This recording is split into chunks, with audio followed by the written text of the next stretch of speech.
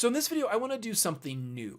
I want to talk about a specific game. Now, I want to be clear, what I'm not doing is reviewing this game, nor do I want to start up a Let's Play aspect to my channel. YouTube is overly saturated with that. They don't need my voice there. But what I do want to do, and what I think might be interesting to explore, is asking this question of, what can I learn from a game?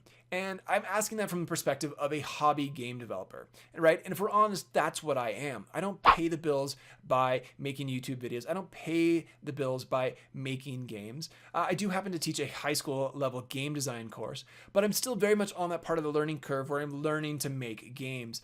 And more importantly, I'm learning to design player experiences, learning to design games.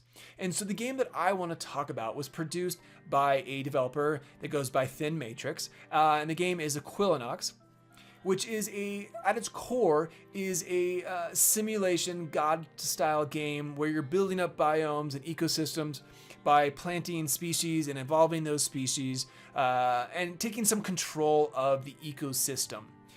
If you look at the game on Steam, as of the recording of this video, it had roughly 1,000 reviews, which is super impressive from a game that was essentially made by a single developer.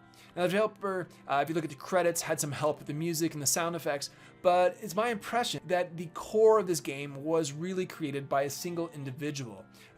And to be able to have those that many reviews, and I should also add there, the positive review rating of 90 to 95% is more than impressive. I would never expect to produce a game that had that positive of a reaction.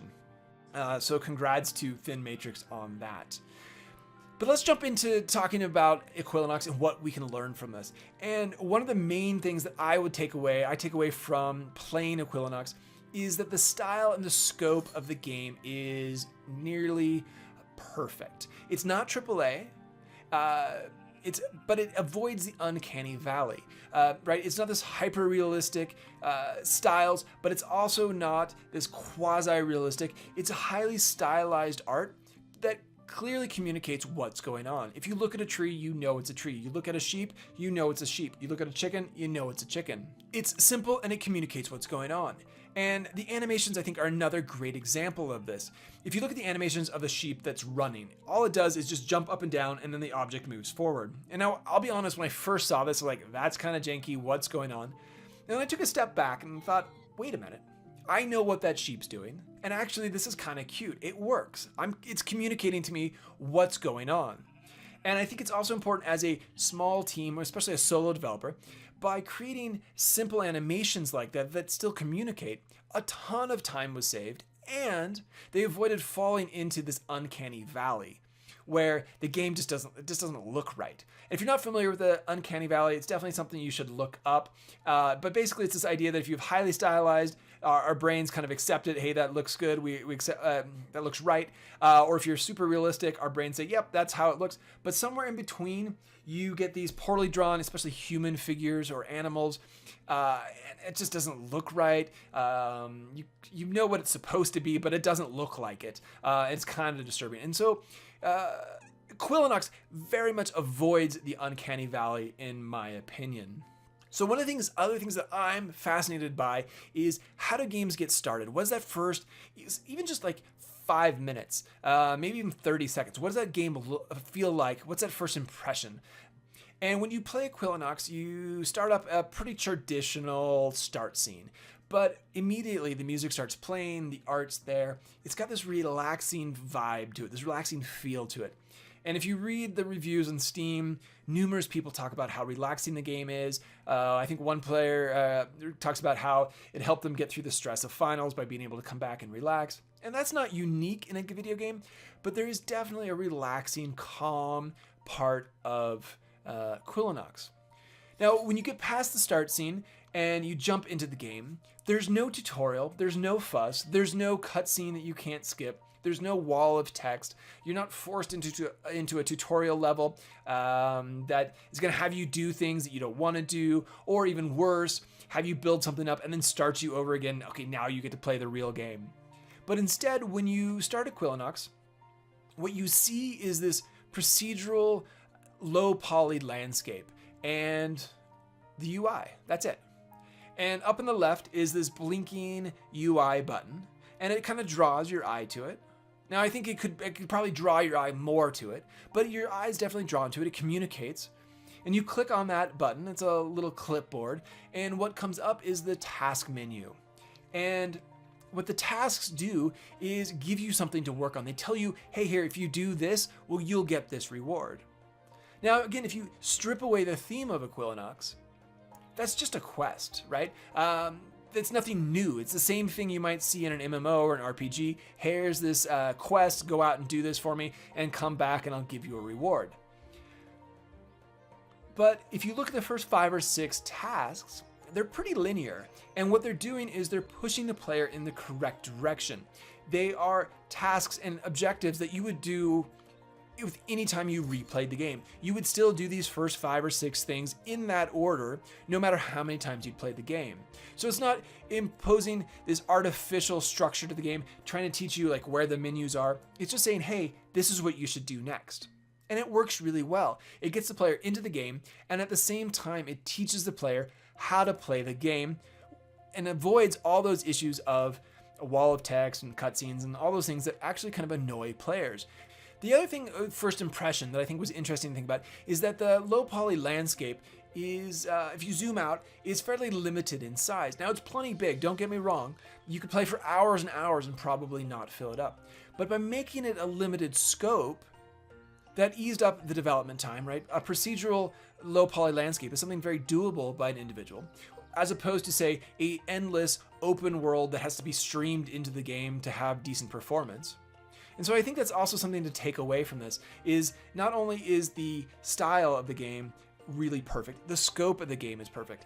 It's not overly large, but yet there's hours and hours of gameplay to be had. It's really scoped really nicely and really well. Now, one of the things that I talk to my students about is what I call, and I stole this out of a book, is the core game loop. I ask my students, what is the core game loop of what you're trying to create? And what this does is help focus in on what are the basics of what the player needs to do. It helps get rid of all these extra ideas. What does this player really need to do? And it also helps guide the mechanics. What mechanics do I really need to work on? What mechanics do I need to flesh out first?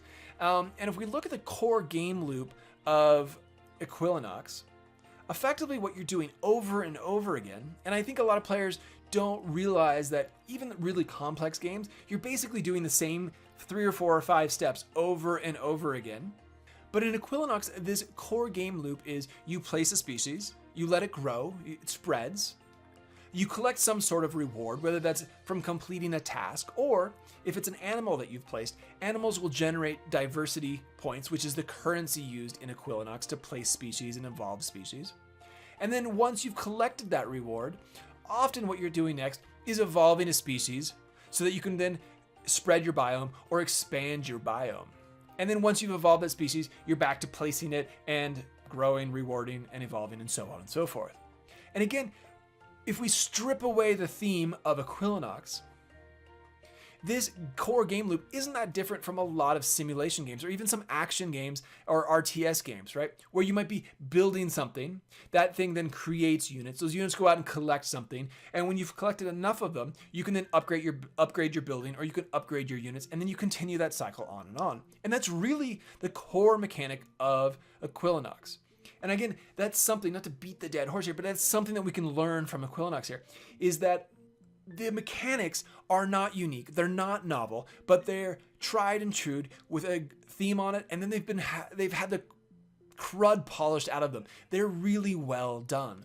One of the things that my students sometimes stumble on is that they're trying to create something unique and novel, something the world has never seen before. And after I get telling them that, well, you're not going to get that done, what you really want to do as a game developer is create an experience for the player. We're not necessarily trying to create a unique experience, but we're trying to create an experience for the player. And taking mechanics that are well-defined and have been used a lot, and then polishing them and throwing a new theme on them, most of the time will create an interesting, a desirable experience for the player. You don't have to create something novel and unique. And I think Equilinox is, again, it's a perfect example of that. This core game loop is simple, which again is something to learn from them. It's simple, but it's fun and rewarding. It leaves the player asking, what's going to happen next? What species do I get to unlock next? What is that going to look like? How is that going to act? What new biome do I get to explore?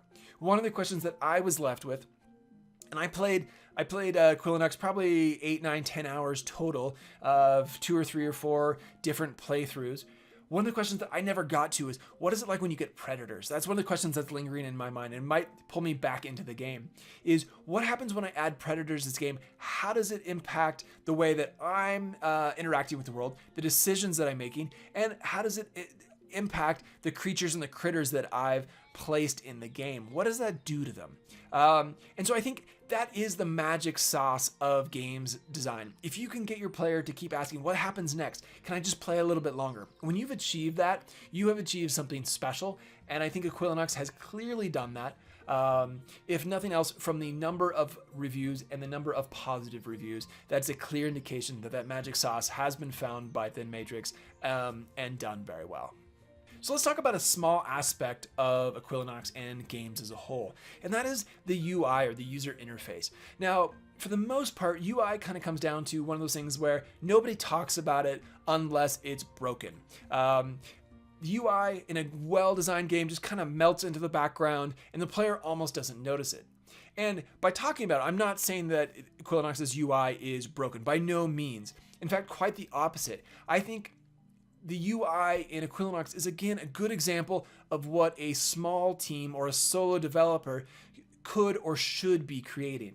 The style is flat shaded, but yet it still communicates very clearly what's going on. If you look at the icons in your menus, you know what those mean. They make sense.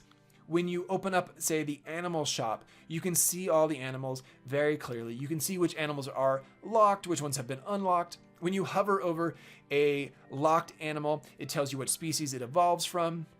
When you hover over a unlocked species, you get a little pop-up that lets you click on it, and you can get some more information in the secondary menu. It's all very clear. It communicates very well. They haven't spent a ton of time working on custom PNGs and JPEGs and doing all this stuff. It's just simple, it's clean, it's effective. And that's one of the things that, as a game developer, I need to remind myself of, that simple clarity is what I should be going for, because the UI, nobody really cares what it looks like. They just want it to work. So let's talk about some of the mechanics in Equilinox. Now, one of those is the evolution of species. So again, once again, if we strip away the theme of Equilinox, the evolution of species is no different from upgrading or a tech tree in a lot of other games. It's really just a clever theming of a well-known and well-developed mechanic. And like in other games where you have to upgrade units, when you evolve a species in Equilinox, there's certain requirements that you have to meet first. And for example, when you want to upgrade your chicken to when you want to evolve your chicken to a duck, you need to do that in a place where there's water lilies nearby. And that makes sense, right? The duck is going to go eat the water lilies. It creates kind of a pond atmosphere. It just makes sense.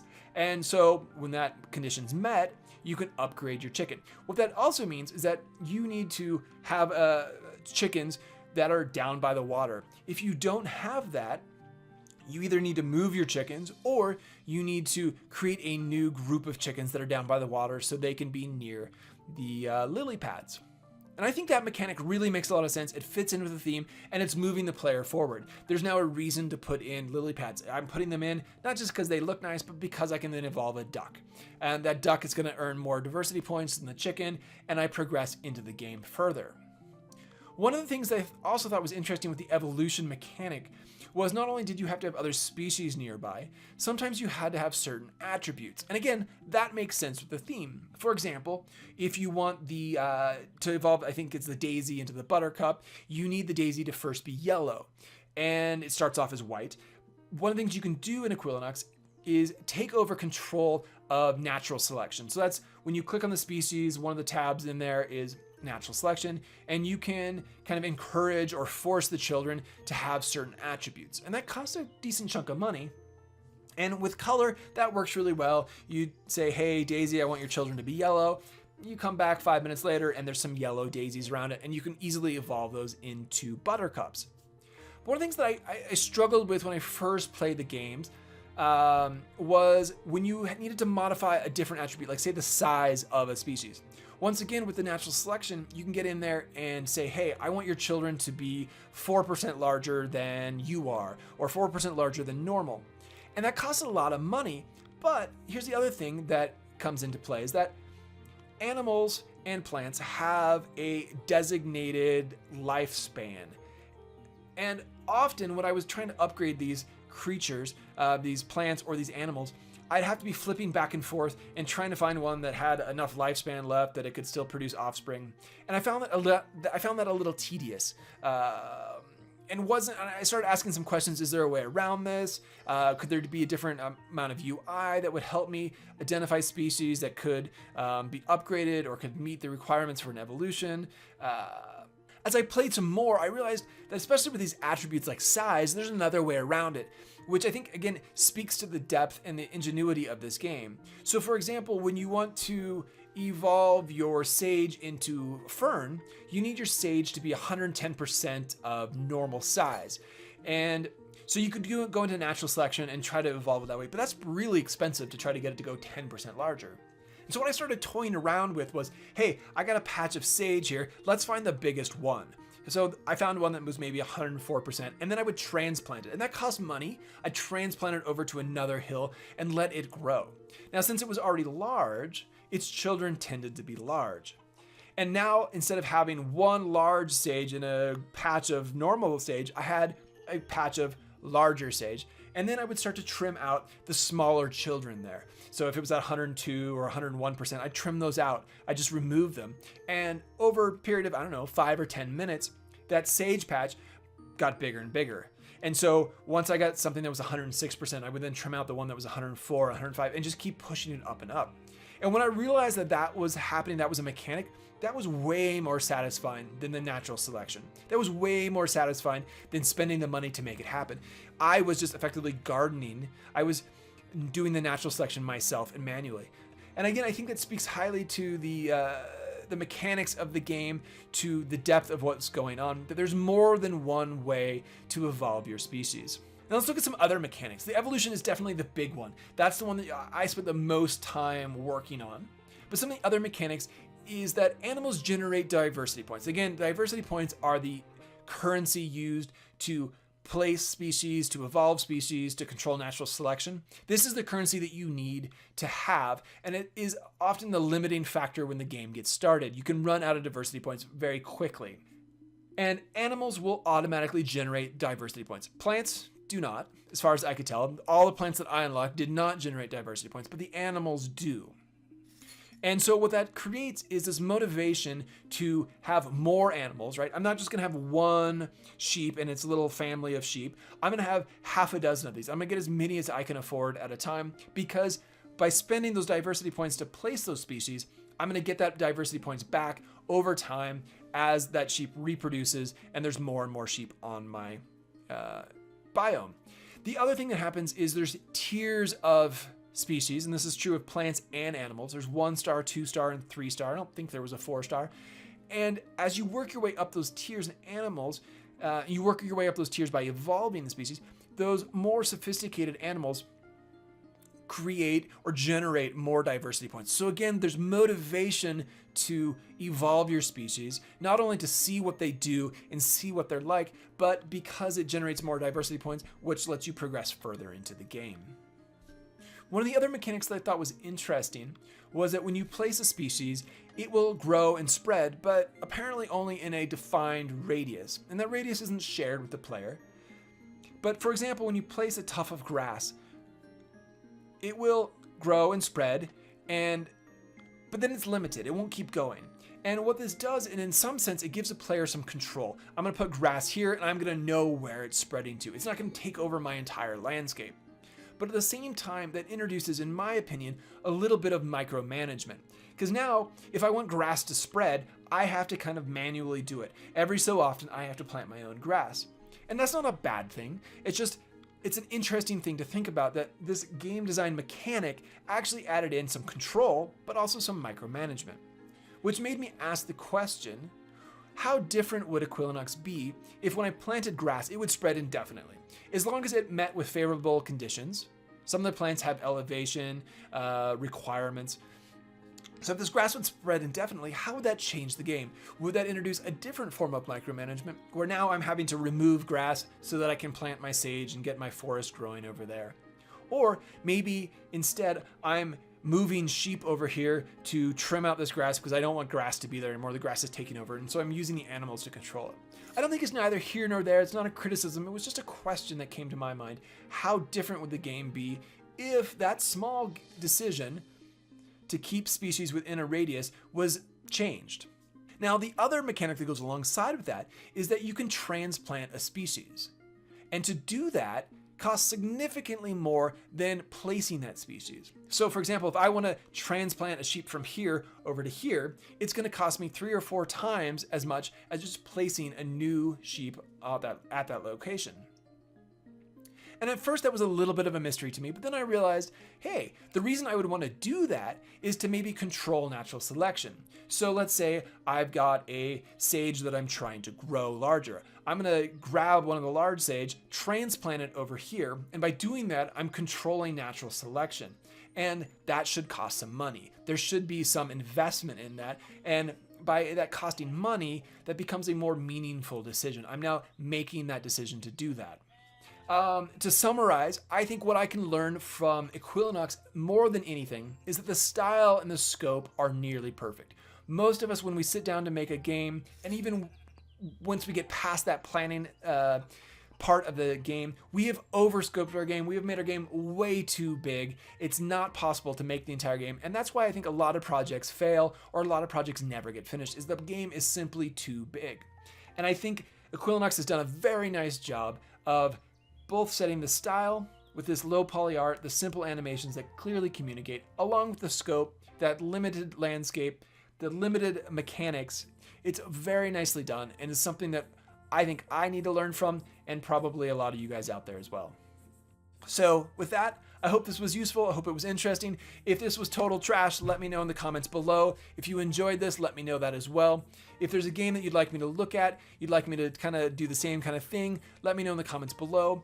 I will say the games that I'm the most interested in doing this with are small games such as Equilinox, made by an individual, a small team. I'm not interested in looking at Call of Duty, God of War. I'm not interested in looking at the AAA games. There's lots to be learned from them, but what I'm really interested in looking at is these smaller games that are made by individuals and small teams. So with that, happy game designing, and I hope you'll join me next time.